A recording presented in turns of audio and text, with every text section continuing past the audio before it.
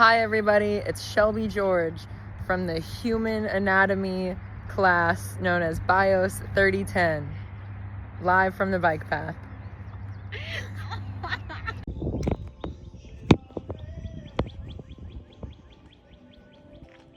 Okay, today I'm going to be going over a couple of the most common actions and the muscles involved with the sport of downhill skiing.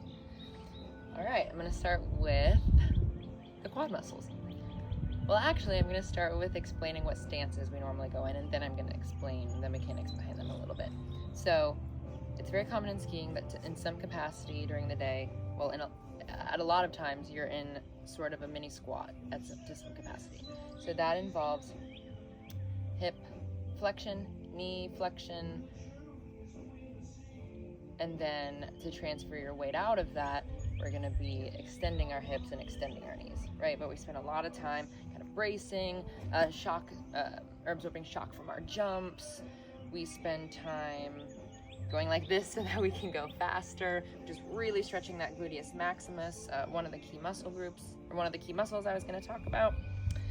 So yeah, we spend a lot of time in this flex state, a lot of time transferring into extension to get to flexion, extension to flexion. And then the weight transfer, as I mentioned, from you're starting your turns. It's hard to do without skis on, but you're turning, your inside and outside legs are sort of going like this.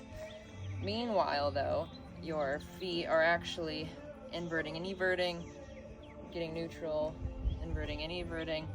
Kind of hard to describe on land, but let's break it down a little bit. Starting with these quad muscles, we've got more superiorly, we've got the rectus femoris, which is going to connect to your anterior, inferior iliac spine, all the way down to your tibial tuberosity. So this crosses two joints, so it's going to have actions on two joints. On the hip joint, it's going to do hip flexion, and at the knee joint, it's going to do knee extension. Obviously, we're never in this position while we're skiing if we can avoid it, but the different movements that we make during our day, right? So like knee extension as I'm transferring, and hip extension. So that hard to describe on land, but yeah, so my knee is extending as I'm transferring over, which is the rectus femoris, and my hip is flexing as I get to my next turn, which is also the rectus femoris. And then the other quad that is a key mover, a primary mover in the actions of skiing is the vastus intermedius, which is deep to the rectus femoris and only crosses one joint. Vastus intermedius is innervated by the femoral nerve, just like the rectus femoris, because they're in that femoral region in the anterior compartment. And the vastus intermedius is going to do just knee extension, okay, because it doesn't cross that hip joint, so it can't do the flexion. So it's going to do knee extension. And this is like, anytime you hit a jump and you kind of stretch out before you come back down and you're fully extended, those are going to be two of the key muscles involved. So those are your two quads. Okay, so as we're transferring weight in our turns, kind of like this. I'm not sure that you can see my feet, so I'll back up. So I'm going from my flexed hips and my flexed knees. I'm extending both of those as I'm inverting and everting my feet. So what's doing that? The fibularis longus on my lateral side is going to evert my foot. My right foot, for example, while my left foot is being pulled by the tibialis anterior to invert. So I'm inverting, I'm everting, I'm extending, I'm going into a flexion as I invert and evert. And so you're really, really locking into these thigh muscles a lot while you're on the mountain. It's a lot of stabilization, and that part of that comes into play with your knee ligaments. Really big injury risk in skiing for a lot of reasons. One of them is because of the stress that we put on the knees. And there's different ways that we can stabilize those. So we have passive stabilizers. We have, which is what we have ligaments for, right? The medial collateral ligaments and the lateral collateral ligaments.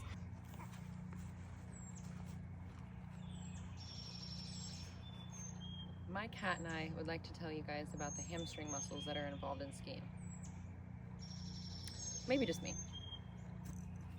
So the hamstrings that are most involved in skiing are going to be the biceps femoris and the semimembranosus. So the biceps femoris is going to be on that lateral side. It's going to come, the long head's going to come down from that ischial tuberosity all the way down into the lateral fibula. Then because it crosses two joints, because it crosses this hip joint as well as this knee joint, it's going to perform both of those actions. So so the long head can perform both of those actions of knee flexion as well as knee flexion as well as hip extension, because it crosses those two joints, and it's on the lateral side, connecting to both of them insert on the fibula. Then the other hamstring muscle that we're focused on with downhill skiing is going to be the semimembranosus, which is on the medial side and inserts onto the tibia, right? So if one of the tendons is on the lateral side and one of the tendons then of the other hamstring is on the medial side, those are going to work as active stabilizers for our knees, as well as our lateral collateral ligament and our medial collateral ligaments and our patellar ligament and the two big ones that we're at risk for tearing, which is the ACL and the PCL. So the anterior cruciate ligament starts at the anterior tibia connected to the posterior femur, and the posterior cruciate ligament starts at the posterior tibia and inserts on the anterior femur. So they're kind of crisscrossed, and that helps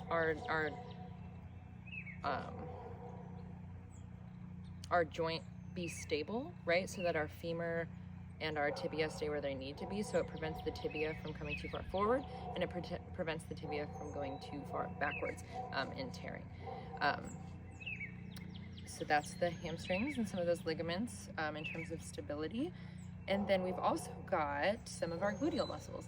So our gluteus medius is super useful in skiing. The gluteus medius performs abduction as well as internal femur rotation. You can kind of see it happening right here. So when we're planted on the snow, but we're like starting a turn, our gluteus medius really leads us right into making those turns. Plus, if you're a really new skier, you're going to be pizzaing, is what they call it, where your toes are turned into the medial line and your heels have gone more lateral, bringing your knees closer to the medial line than they want to be, which causes just this natural reaction, plus you're scared, so you're sort of bracing, right? But it causes this natural reaction where we're spending too much time in this flexed state, but also kind of pushing out into our gluteus medius and really, really clenching to stop us from going so fast. And this will wear out your gluteus medius really, really quickly. And it's like kind of that micro movement too of when we are transferring our weight over, and kind of if we end up in the air on purpose or by accident, it sort of keeps us into the midline. But it's really useful in initiating turns.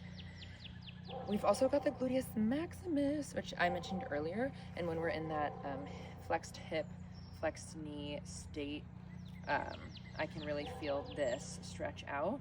It does hip extension.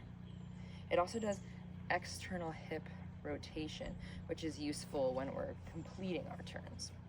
And then it also does hip abduction a little bit as well.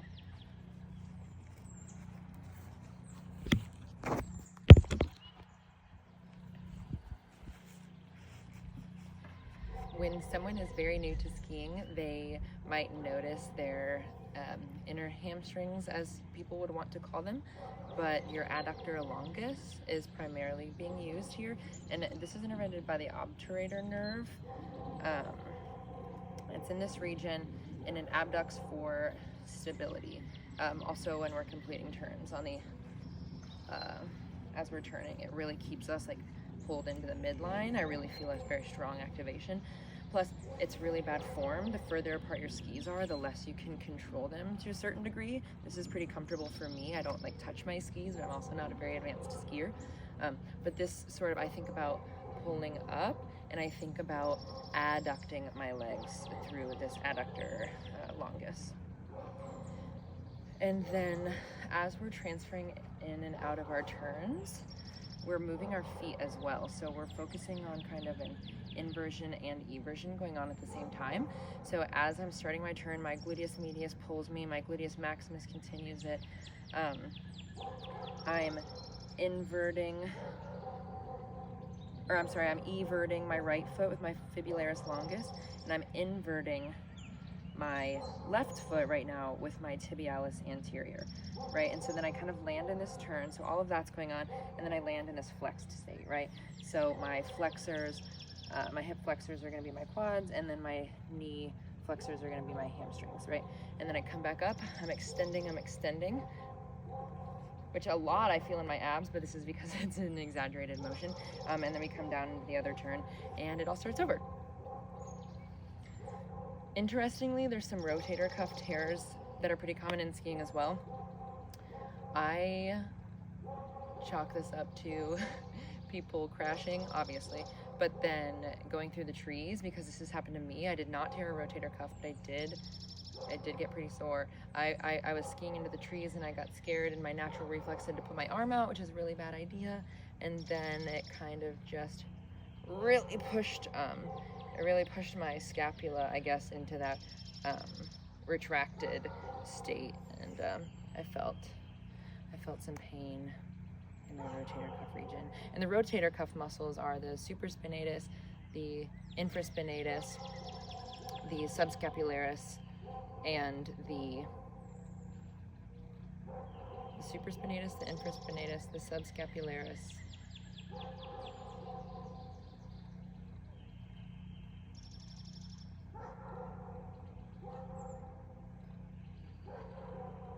supraspinatus, infraspinatus, and the teres minor. I just hopped on as I was doing my homework to talk about the pupillary light reflex. So I will detail in a separate document that I attach with this video different pathways in the body, one of them being the light pathway, how light hits our eyes and gets interpreted by our brains. But the shorter reflex arc portion is the pupillary light reflex. So I wanted to go over that with you. First, we've got our retina. As the light makes its way to the back of the eyeball, there are photoreceptors. There's rods and there's cones. Rods detect black and white light, and cones detect color and bright light. So they hit the photoreceptors in our retina, and then they go to the afferent or sensory neuron, which is cranial nerve 2, the optic nerve. Then it will get sent to the integration center, which in this case is the midbrain. Then it gets sent to the efferent neuron, which is the sensory neuron. I meant to say motor neuron. It is the motor neuron. The sensory neuron was cranial nerve number 2. And then it went to the integration center, and then it went to the efferent neuron, which is the motor neuron. And in this case, it's cranial nerve 3, which is ocular motor. That is going to cause our irises to contract when there's a lot of light so that we don't damage our eyes, or to dilate to let more light in. So if you've ever, woken up in the middle of the night and you sit up in your bedroom and it just like takes a second to be able to see anything around you, even a little bit, that's because your iris, this all has to happen, and then your iris opens up to let in as much light as it possibly can into the rods at that point. And that's a brief explanation of the pupillary light reflex as part of the vision pathway. Something that I thought was very fun while we were learning about the facial muscles in anatomy was isolating. Well, in general, when you're learning about the muscles, it's important to isolate so that you can feel that difference for your own development, but to understand the musculature in the human body. So these two, I spent a lot of time practicing. I hope that I can do it here today. So the LL sand muscle, which is the longest name for any muscle in the body, is the levator labii superioris allicae nasii. Yeah, very long.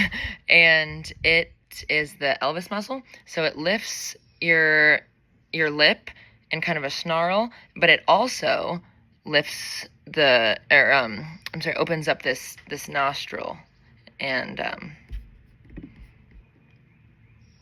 the wing of the nose, I guess. So anyway, but then there's, okay, I'll show you. Here's this. See, this is going up and this is going up. So I know that this muscle travels right here. And then there's the levator labii superioris allicae nasii. So this one goes more like,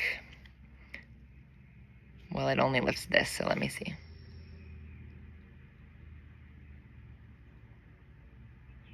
There you go, see? Here, medial.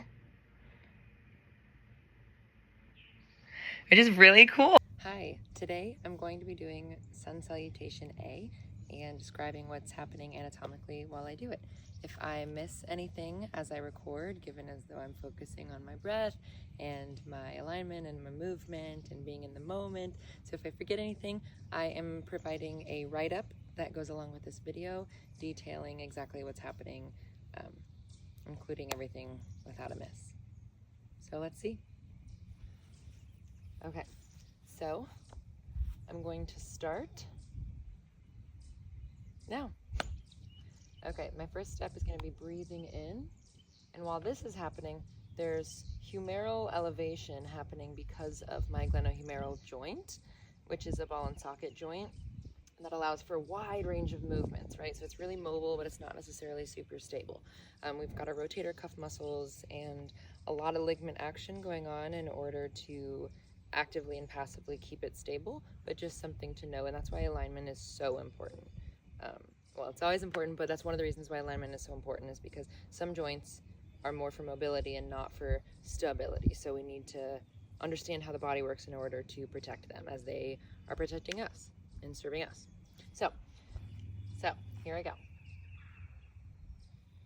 I'm breathing in. My supraspinatus muscle is going to take me to about 30 degrees of abduction. Then my middle deltoid is going to take over. Then I'm going to supinate my arm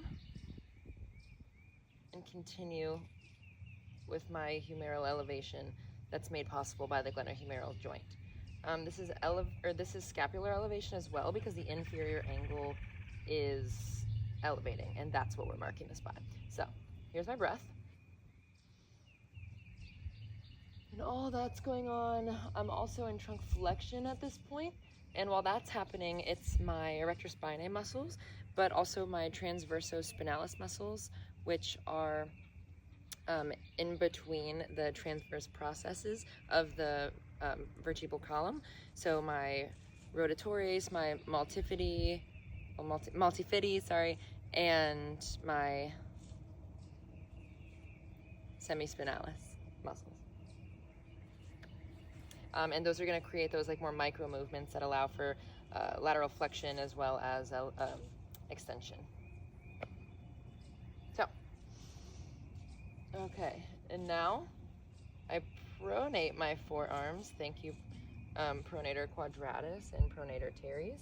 And now I'm hinging at my hips, which means that I am performing hip flexion. And I bend down, and my back is flat, and then I'm going to go into trunk flexion. Now I'm going to roll up.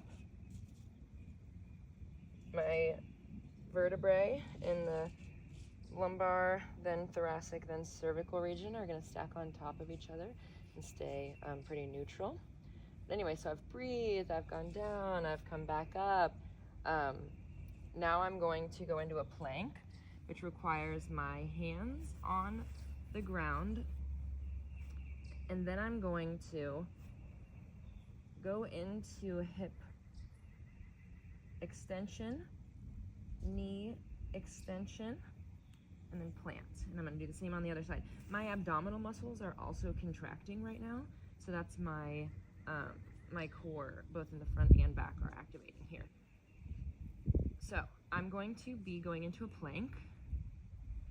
My rhomboids, if you check this out, so I'm in pretty good alignment, I think. And then if I really activate and pull my rhomboids to do scapular protraction, as my serratus anterior is also important here, but check this out. I mean, I really rounded, and just something that didn't even feel like it was a possible movement. Like, there's just so much more flexibility, I guess, within the body than we realize. Anyway, now that I'm in a plank, I'm going to flex my elbows. And I'm really thankful right now for the ligaments around my elbow, so the medial collateral joint and the ulnar collateral joint, to keep those stable as I'm putting weight on them and asking them to carry all 150 something pounds of me. So elbow flexion, elbow extension. And when I say elbow, that's a joint made of the distal side of the humerus as well as the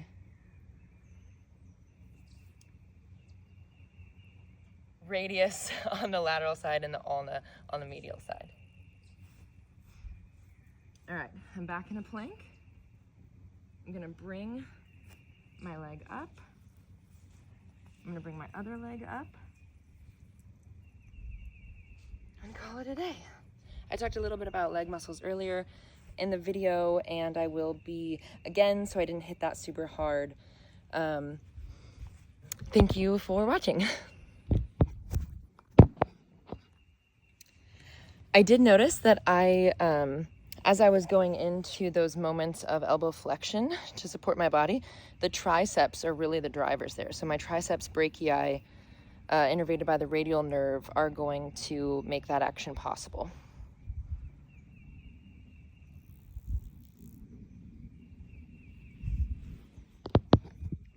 Oh, and the abdominal muscles that I did not list out, the rectus abdominis, which is kind of what we think of when we think of the six-pack. We've got obliques, which are external obliques or internal obliques, and the transverse abdominis, which is sort of like almost like a body-made weight belt. So it keeps your the pressure in the abdominal cavity high when you're doing something challenging like lifting weights. A good way to strengthen it, Professor Klein taught us, was a movement of, and very, very slight, but and you can really see my my diaphragm and my transverse abdominis working here.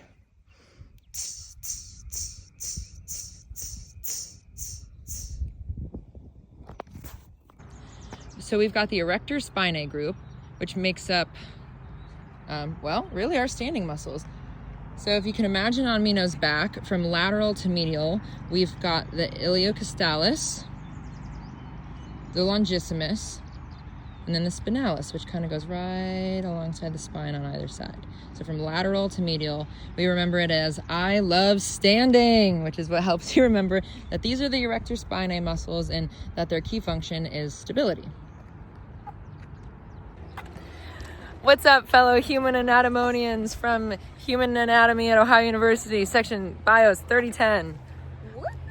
I'm walking on the bike path with my friends Mino and Ben, and we're doing this to bond as friends, which is protective of our cardiovascular system. It's protective of our mental health. And we're outside in the beautiful sunshine, so we're being sure to get some vitamin D. The recommendation for vitamin D is 15 micrograms, and it's very, very, very common for humans in the United States to be deficient in vitamin D, especially in the colder months. So as it starts warming up, people are more likely to get outside. The recommendation to get endogenous vitamin D production while using the sun is 20 minutes a day without sunblock. So we are being sure to get that in.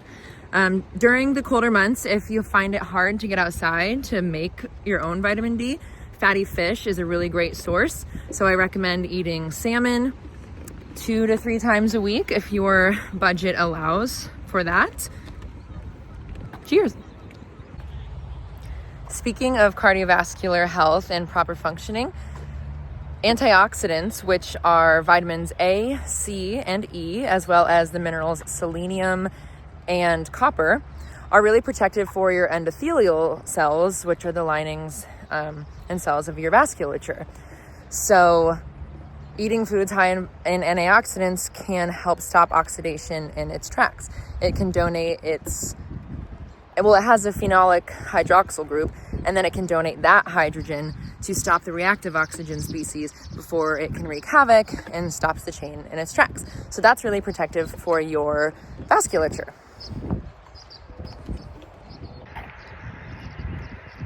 Keeping on the train of talking about cardiovascular health, something that we prescribe in the dietetics world, it's like the gold standard for somebody who has hypertension, which hypertension is defined as either a high diastolic or systolic blood pressure reading for 2 or more consecutive readings.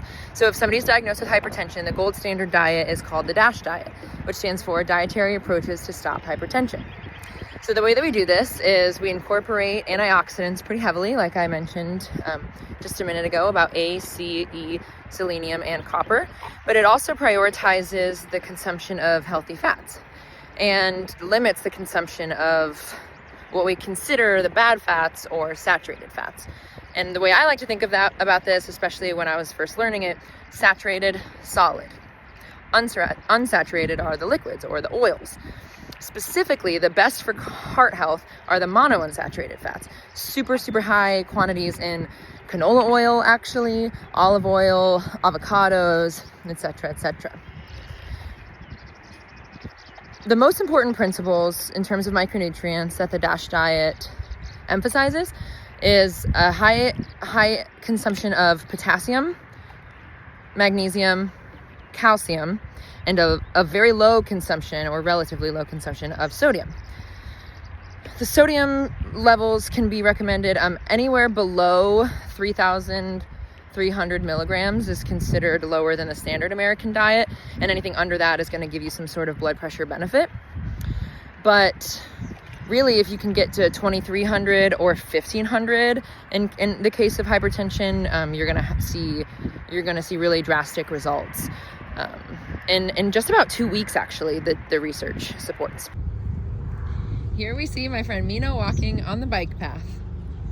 As she initiates each step, her hip joint, a ball and socket joint formed by the head of the femur and the pelvis, and when I say pelvis, I mean the ischium, pubis, and ilium bones. The head of the femur fits right into this cup-shaped cavity known as the acetabulum of the pelvis, and this allows for flexion, which is happening when she brings her leg forward. Hip flexion is a movement primarily powered by the rectus femoris, the iliopsoas, which is a merging of the iliacus and psoas majors and minors into one muscle. Next, the knee joint, a hinge connecting the femur and the tibia and fibula, flexes to lift the shin off the ground. This action is driven by the hamstring muscles, which include biceps femoris, semitendinosus, semimembranosus, and those are on the back of the thigh. Those are all innervated by the sciatic nerve. The ligaments around the knee, most importantly the anterior and posterior cruciate ligaments, ACL and PCL, and the medial and lateral collateral ligaments, the MCL and LCL. These are providing crucial stability while Mina walks. As she takes a step forward, her hip flexors are coming into action to swing that leg in front of her. The primary movers here are the iliopsoas muscle group, which is a merging of the iliacus muscle and the psoas major and minors. The rectus femoris is very important here. It's part of the quadriceps group, and it's innervated by the femoral nerve. It assists in hip flexion as well. Moving down into the thigh, we encounter some powerful muscles that control the hip and the knee. On the anterior side, we've got the quadriceps, like I said before, the rectus femoris, with the vastus lateralis, vastus medialis, and vastus intermedius. The rectus femoris is a special one because it crosses the hip joint, whereas the others do not. It inserts on the anterior superior iliac spine, so it has actions not only on the knee, but on the hip. Moving down to the knee, this is a hinge joint that connects the femur, the tibia, and the patella, which is our kneecap, and allows for flexion and extension of the leg, which is the part between the knee and the ankle. As Mino initiates her steps, the hip flexors are coming into action to swing her leg forward. The primary movers here are the iliopsoas muscle group, which is emerging of the iliacus and the psoas major and minors, located deep within the abdomen and hip. The rectus femoris is a big part of this. It's gonna be part of the quadriceps group, innervated by the femoral nerve, and is a big player in hip flexion. On the anterior side of Mino's leg, we have the tibialis anterior, which is innervated by the deep fibular nerve, and it's essential for dorsiflexing the ankle, which is when her toes are lifting up towards her. This is happening during the swing phase, and then her heel will hit the ground. The extensor digitorum longus and extensor hallucis longus are also innervated by the deep fibular nerve and assist in toe extension during swing as well. On the posterior side of Mino's leg, we've got the gastrocnemius and soleus muscles, which make up her calf muscles.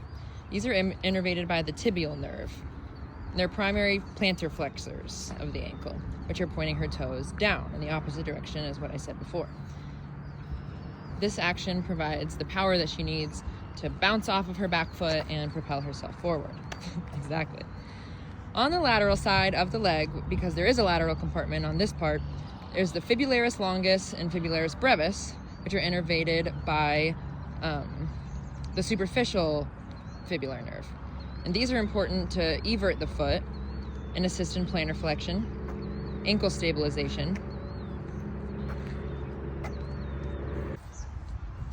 As the leg swings forward, the ankle joint, which is a hinge joint formed by the tibia, fibula, and talus, which is an ankle bone, prepares for contact on the ground.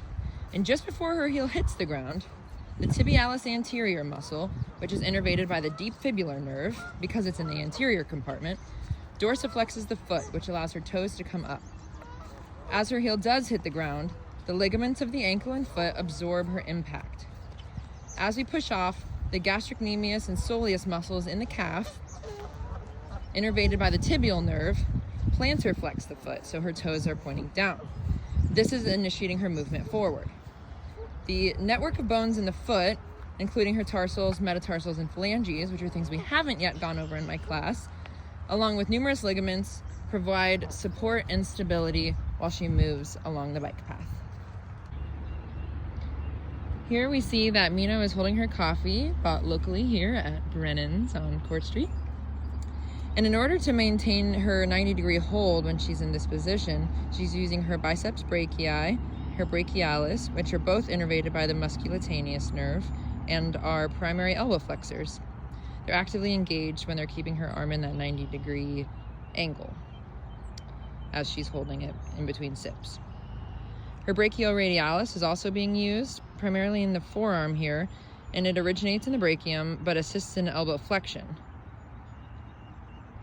In her forearm, she's got wrist flexors, flexor carpi radialis, innervated by the median nerve, the flexor carpi ulnaris, innervated by the ulnar nerve, and the palmaris longus. Well, maybe. Mino, let's see if you have a palmaris longus. If you could put your pinky and your thumb together. Oh, she's got it. Excellent. Go back to drinking your coffee. So her wrist flexors stabilize the wrist and offer support while she's holding her cup. Mino's also got wrist extensors. The extensor carpi radialis longus, innervated by the radial nerve, the extensor carpi radialis brevis, also radial, and the extensor carpi ulnaris. You'll never guess it, this is innervated by the radial nerve. These work together to provide fine motor control and prevent her wrist from dropping. Yep, and prevent it from dropping towards the ground. Yes, while she's holding her coffee. As you've probably noticed already, while Mino's walking, a ton is going on in her body to maintain her stability, to give her the power to propel forward, to keep her hip from dropping into a contralateral hip drop. Thank you, glute medius. Exactly. So lots is going on even while we're doing something very, very simple. So let's talk about her stability in terms of her spine. So as she's walking, her upper body is being supported by her lower back and her pelvis. So her lumbar spine, L1 through L5, are going to be these vertebrae in the lumbar region. Between each vertebrae, amongst the cervical, thoracic, and lumbar vertebrae, are intervertebral discs. These are going to absorb shock. So if Mino was to, say, jump, when she lands on the ground before she continues walking, the reason that all of her bones don't just crunch together and hurt is because she's got intervertebral discs in between. And there's the annulus fibrosus and the nucleus pulposus. Stability in Mino's knee is provided by the cruciate ligaments, which means that they're crisscrossed.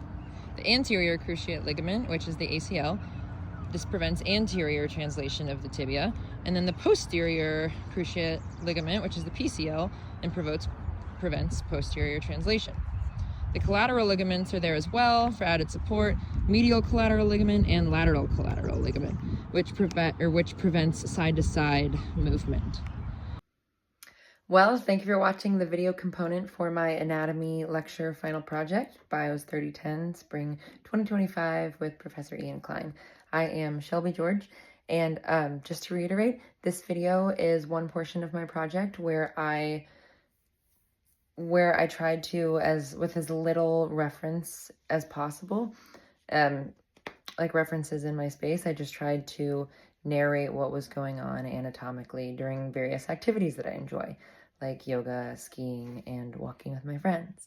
Then I have a write-up component that has a lot more detail in terms of a comprehensive list involving muscles, ligaments, bones, and obviously joints, and the nerve innervations in regards to these activities. So that's going to be found in my write-up. And then the video component was really a way for me to test myself and see what I can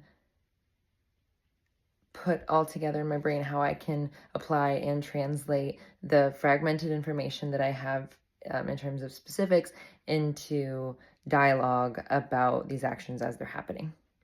So again, thank you for watching, and don't forget to check out my write-up.